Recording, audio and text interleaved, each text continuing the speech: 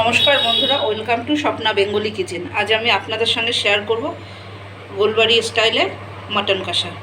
এখানে আমি পেঁয়াজ নিয়ে নিয়েছি বড় সাইজের একটা, এখানে একটা গোটা রসুন নিয়েছি, আমি একটা ছোটো পেঁপে 4 ভাগের 1 ভাগ নিয়েছি, একটু ঘষে নিয়েছি, আর একটু আদা নিয়েছি, আর এখানে কাঁচা লঙ্কা মানে পেকে গেছে, আমি এটা দিয়ে একটা পেস্ট বানাবো। এখানে আমি 1 কেজি মাংস নিয়ে নিয়েছি, আমি ভালো করে ধুয়ে পরিষ্কার করে রেখেছি, আর আমি এখানে কিছুটা চর্বি দিয়ে দিয়েছি। আর আমি এখানে আদা, রসুন, কাঁচা লঙ্কা, পেঁয়াজ এবং পেঁপে দিয়ে পেস্টটা বানিয়েছি, এটা আমি এতে দিয়ে দিচ্ছি।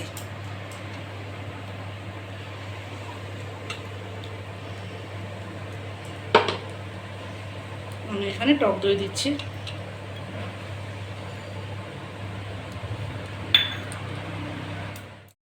লবণ দিয়ে দিচ্ছি,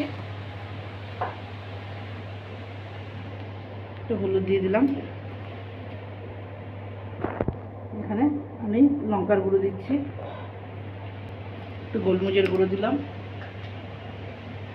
একটু ধনের গুঁড়ো দিলাম, আর আমি এখানে সরষের তেল দিয়ে দিচ্ছি। এবার সব কিছু দিয়ে আমি একটু মেখে নেব। মেখে এখানে আমি ফ্রিজে 3-4 ঘন্টা আমি রেখে দেবো।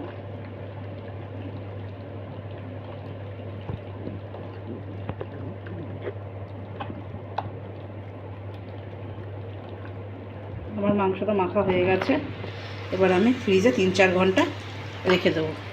তা যত বেশি ম্যারিনেট করে রাখা যাবে তত বেশি খেতে টেস্ট হবে, মাংসের ভেতরে মশলাটা ভালো করে ঢুকবে। এবার আমি রেখে দেবো। কড়াই বসিয়ে দিয়েছি, কড়াইতে আমি সর্ষের তেল দিয়ে দিয়েছি। এই রান্নাটা আমি সর্ষের তেলে করব।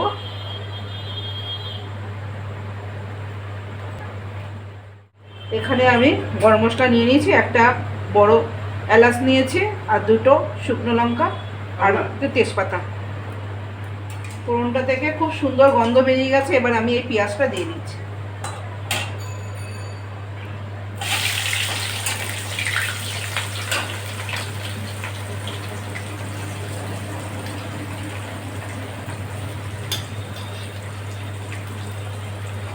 এবার পেঁয়াজটাই ভালো করে ভেজে দেবো।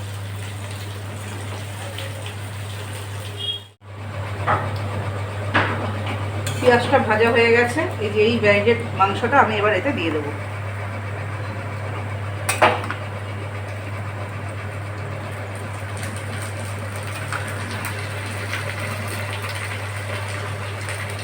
পুরো মাংসটা আমি দিয়ে দিই।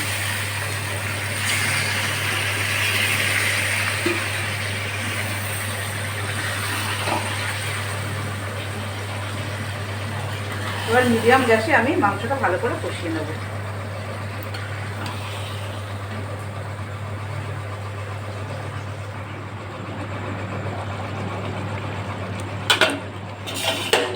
আমি মাংসটা ঢেকে ঢেকে আমি এটা কষাচ্ছি, মাংস থেকে জল বেরিয়ে গেছে, আর গ্যাসটা পুরো কম করে রেখেছি।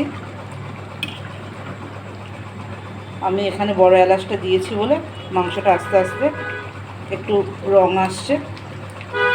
এইভাবে আমি প্রায় 1 ঘন্টার মতো আমি গ্যাস কমিয়ে কষিয়ে নেব।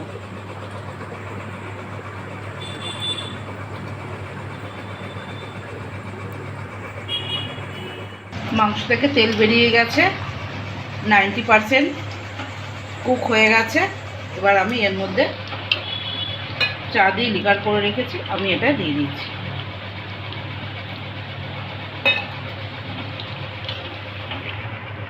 আমি এটা দিয়ে আরেকটু ফুটিয়ে নেব।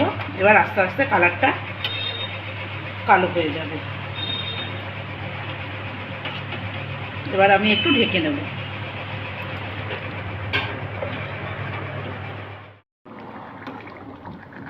আমার এই মাংসটা রান্না হয়ে গেছে, পুরোপুরি সিদ্ধ হয়ে গেছে। আপনারা একবার বানিয়ে খেয়ে দেখবেন, খেতে খুব সুন্দর হয়। এটা রুটি, পরোটা, নান সব কিছুর সঙ্গেই ভালো লাগে। আমার এই রান্নাটি যদি আপনাদের ভালো লেগে থাকে তাহলে সাবস্ক্রাইব করতে ভুলবেন না, একটু লাইক দেবেন। এতক্ষণ আমার সঙ্গে থাকার জন্য